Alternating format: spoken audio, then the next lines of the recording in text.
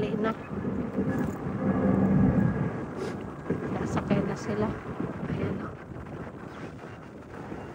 Gusto ko sumakay din. Minsan no, punta tayo dyan sa gitna. Gano'n kaya pamasahe dyan o? Ayan o. Kinakawayan na sila o. Ayan o, kinakawayan na sila o. Pasakay na sila guys o. O. Ewan ko anong mayroon dyan. Parang island hopping lang. Parang island, ano lang, island happening. Ayan o. Sakay ng mga puti. Gusto din natin maka-experience dyan. Sakay din tayo. Pagkano kaya bayad dyan? Tatanong nga tayo minsan. Para makapunta din tayo doon. Mayroon din isa oh. Ayun, maganda yun. Yan oh. Yan ang maganda sakyan. Parang nasa ilalim ng dagat. Ha? Ah, private yate. Private daw yate. Yan ang yate guys. Papunta dyan sa isla na yan. Kaya ng isla. Oh. Hangin dito guys. Yan yung isla. Tapos yan ang aeroplano. Lumipad.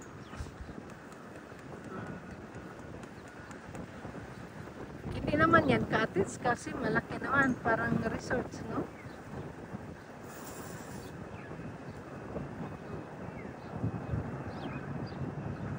Yan o. Yan ang ano. Nasa gitna ng dagat. Isla.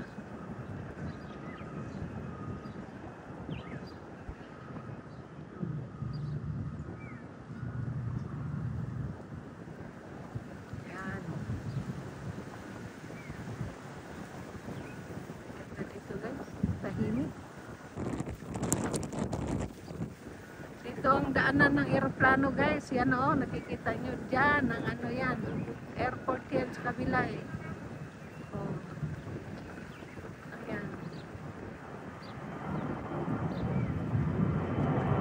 May lalapag, may lilipad, ano na.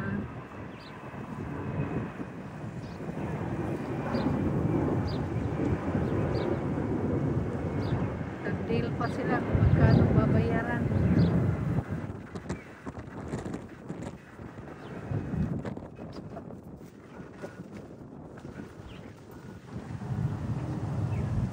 So, ang palibot, tingnan nyo. Ganda. Tahimik.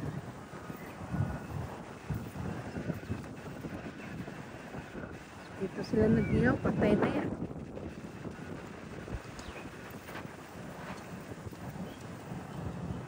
Yan o. Napakatahimik. Ayan. May lilipad na naman. Ganda ng tubig. Tahimik. Oh. Ito yung tinatawag na no. San Island Beach. O, San Island Beach. Maganda dito. Tahimik. Ayan din.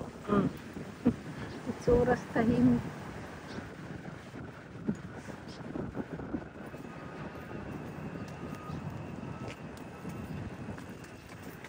Ito yung park niya guys. Para makita niyo. Yan. Yan park niya. San Island Beach. So yan na.